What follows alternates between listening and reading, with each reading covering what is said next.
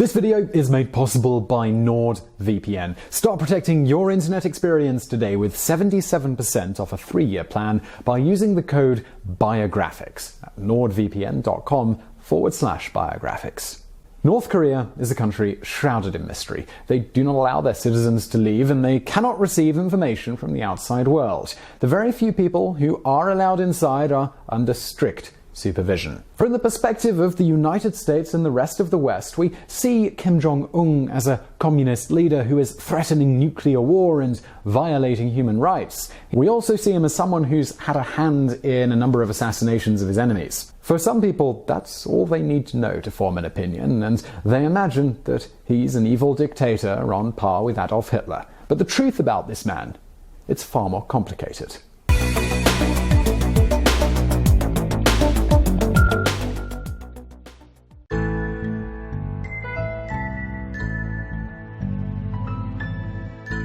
Before we get into the details of Kim Jong-un, it's important to understand a little bit of history about North Korea. During World War II, Japan was occupying Korea, and the country fell into a state of extreme poverty. They became independent again in 1945, but the country was now at rock bottom. It was extremely difficult to raise the economy out of the Depression, especially since they were years behind the Western world in terms of manufacturing and transportation. This desperate time made some citizens open to the ideas of communism, where the government is responsible for providing food, shelter, and employment to its citizens. The USSR was eager to help, so Russia provided weapons to North Korea, and it split off from the South in 1948. Their leader was a man called Kim Il-sung.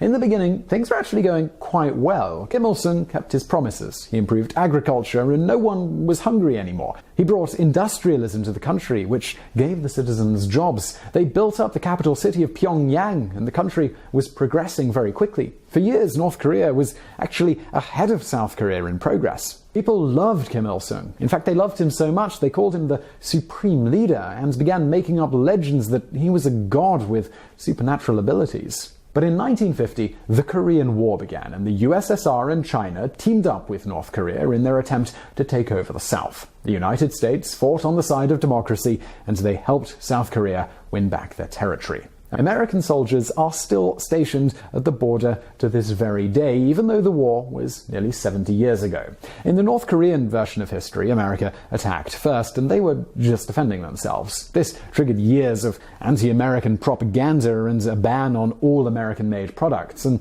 the feeling, it was definitely mutual.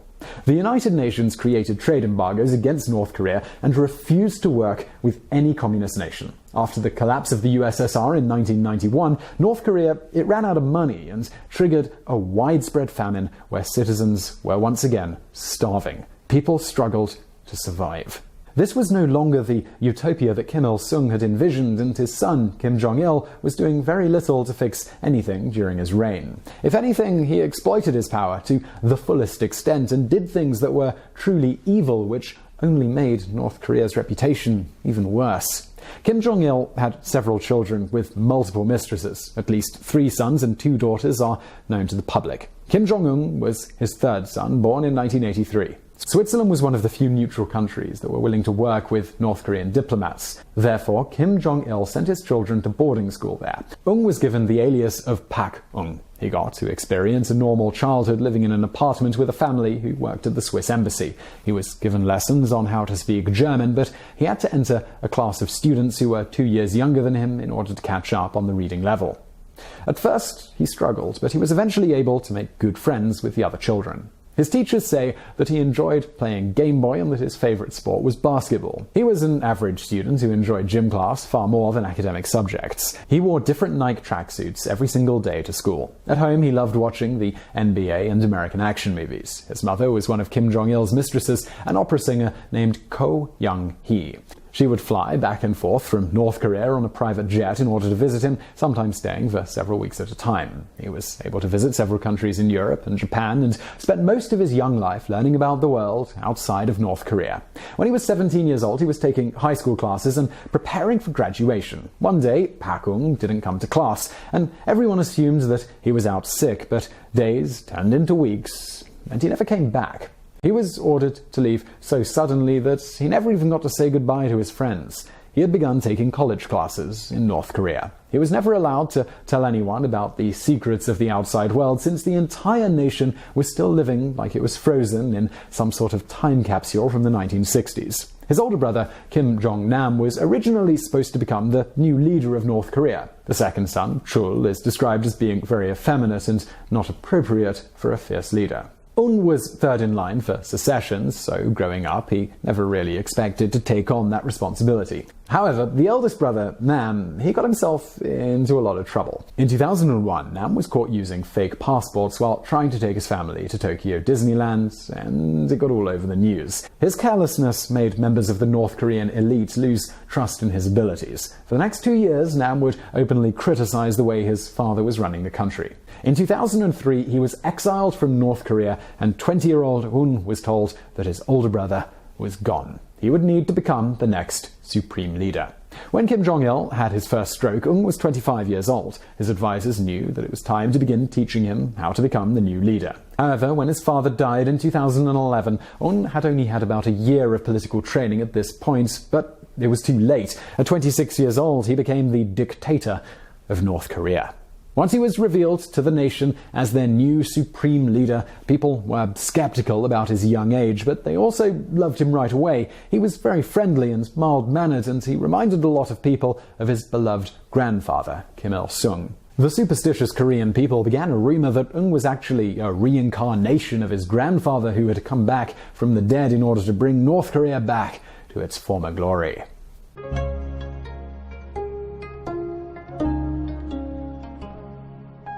There are very few living people outside of North Korea who know Kim Jong-un well enough to be able to testify for his character. Kenji Fujimoto is a chef from Japan who was hired by Kim Jong-il to cook his meals, and they became good friends after Un returned home from studying abroad. Fujimoto was one of the very few people who he could talk to openly about the outside world. He marveled at the fact that foreign grocery stores were always filled with food, but in North Korea they were always empty. Un knew that there was something deeply wrong with this country, and he wanted to make it better.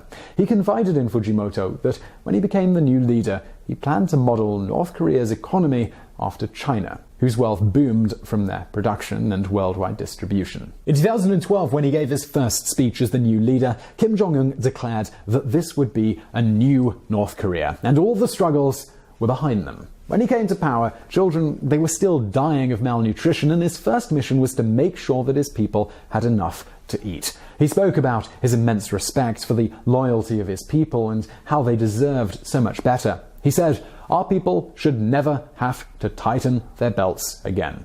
From day one, Kim Jong-un had made an effort to be the polar opposite of his father. Kim Jong-il never made a single public speech during the course of his reign. He kept his citizens out of the loop and completely avoided interacting with them. His father and his friends in the elite class enjoyed a life of luxury. Any help from charities from the outside world went to feeding the rich, while babies continued to die of starvation every single day. Kim Jong-un had to undo decades of damage done by his father. It would take time, but he kept his word. Un set out new economic and agricultural reforms that brought more food to the people. Within a year or two, people were healthy again. Un was a young, possibly naive man with big hopes and big dreams. He truly did want to use his position of power to fix his country, but he would soon find out that even in the position of supreme leader, some problems are far too complicated for a single person to fix.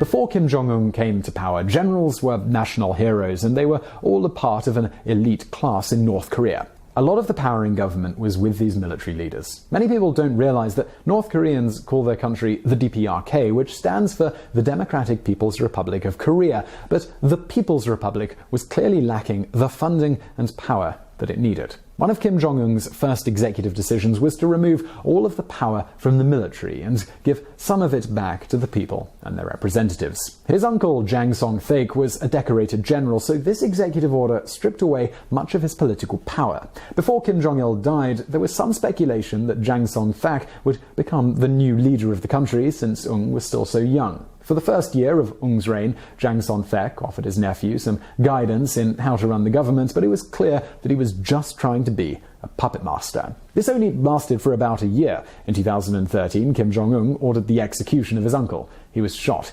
by a firing squad. In the past, whenever there was a sudden death of a member of the elite, everyone knew that it was an execution, but the government would explain it away by saying it was a car accident or a heart attack or something like that. Kim Jong-un shocked the public by saying that yes, he was the one who had his uncle killed because his uncle was trying to overthrow him and take the position of supreme leader for himself. In North Korea, if someone commits a serious crime, there are only really three options: send them to a prison camp, kill them, or exile them. Considering how much power Jang Son-fek had in the North Korean military, killing him was really the only option. Kim Jong-un also killed many of the men who were helping his uncle plan the coup.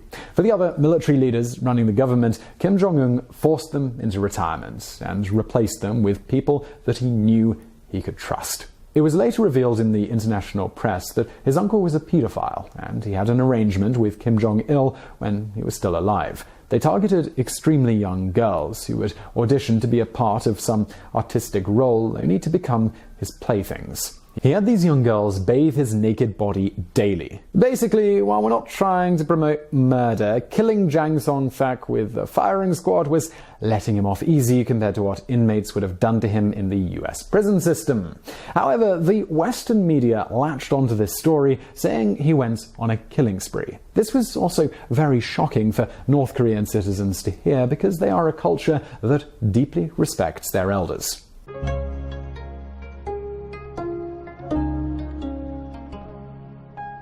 While North Korea is still very sheltered from the outside world, Kim Jong-un has actually made a lot of effort to slowly incorporate modern life into the DPRK. He has invited in groups from around the world to entertain and teach people in things that they'd never seen before, like a group called Surf North Korea. However, these are special privileges that are reserved for an elite class. He has also allowed North Koreans access to smartphones, computers, and HD televisions. Students are also learning computer programming in university. However, they cannot get access to the World Wide Web, and there's only one TV channel, and that's used for state propaganda. Also, those phones can only make calls locally, and all of this is still only affordable for people in the upper class. Kim Jong-un began sending his country's current and future leaders to schools in Singapore, Vietnam, Canada, and Hong Kong in order to receive a proper education in economics and politics. He hopes that they will return with a better understanding on how to change the North Korean government and help transition their economy into a free market. Many people get access to DVDs and flash drives smuggled in from China with South Korean TV shows and movies. It is now common for citizens who own TVs and computers to see what the outside world is truly like,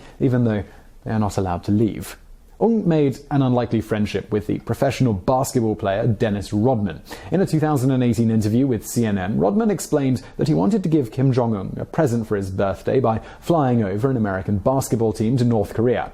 No one in their country had ever seen an NBA game before. Despite the difficulty getting into the country, Rodman was able to pull it off. Kim Jong-un told him, "This is the first time someone has ever kept their word to me." He went on to explain that people usually spout false promises about trying to make peace with his country, and that makes it nearly impossible to trust any outsiders. For the people who have defected into South Korea, they say that the transition comes as a shock. There are so many more lights, cars, and people than they are used to. Actress Yeon-mi Park says that she is always studying very hard to catch up to her peers by learning how to read and write the Korean language and catch up to everything there is to know about the outside world. We will never be able to read Kim Jong-un's mind to see his long-term goals. If the truth of the outside world was brought to these people who have been living an isolated and depressed life for so many years, it would be a revolt and Kim Jong-un would lose his power.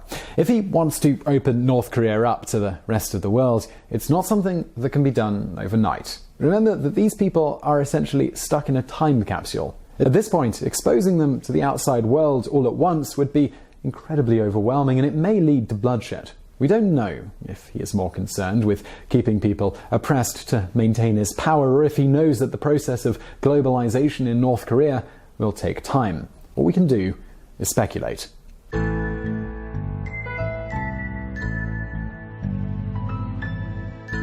When he was alive, Un's father helped himself to a harem of actresses and singers, and he arranged for his 3 sons to have the ability to sleep with any woman that they wanted. But according to Kenji Fujimoto, the teenaged Un simply wasn't interested in sleeping around. He was very protective of his younger sister and showed a lot of respect towards women in general. He preferred to read books, watch movies, and play basketball over partying and going on dates. Fujimoto was so shocked by the boy's disinterest in the harem that he often wondered if the boy was actually gay. One day, though, Un made a comment that confirmed to Fujimoto that he did, in fact, like girls just as much as any other teenage boy. He just wanted to fall in love.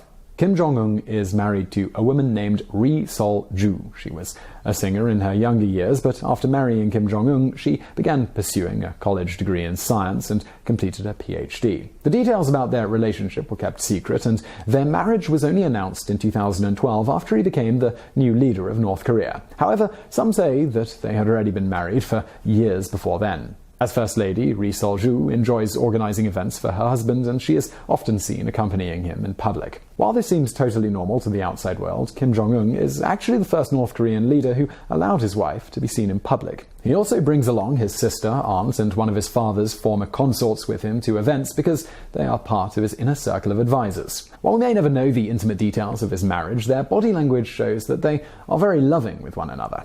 According to Dennis Rodman, he met one of their daughters, a little girl named Jue. Many have speculated that he has multiple children, but they are never shown in the public eye to protect their anonymity. They are reportedly receiving a private education abroad, just like their father did. Instead of relying on a male heir to take over his throne, Kim Jong-un has been paying for the training of his younger sister, Kim Yo-jong, so that she can become the new supreme leader of the country if anything should happen to him. She is usually present during very important meetings with national leaders.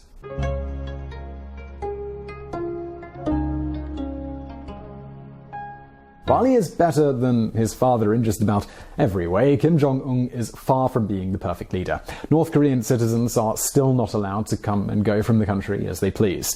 As a communist nation, people are not allowed to choose their own career. They do not have freedom of speech or religion, and the press is a never-ending propaganda machine. One of the main criticisms he receives is for the harsh treatments of prisoners in the gulags and the concentration camps. Prisoners are being used for uranium mining, and their bodies have been riddled with radiation. Considering that he wants to keep up with his nuclear arsenal, uranium mining has become a necessary evil. Then, of course, there's the fact that Kim Jong-un has made multiple threats of nuclear war against the United States. This is an incredibly frightening thing to think about, and it has many Americans on edge. However, when you interview South Koreans, not many people are worried, despite the fact that they live right next door. They believe that Kim Jong-un's nuclear threats are the only thing that the country has for leverage in order to prevent a more powerful nation from invading. Remember, there are thousands of American troops at the border, and with all the other major powers in the world owning nuclear weapons, this is just a way for them to become on level with mutually assured destruction, meaning that no president in their right mind would attack a country who has nuclear weapons at their disposal, because it would mean both countries would be obliterated.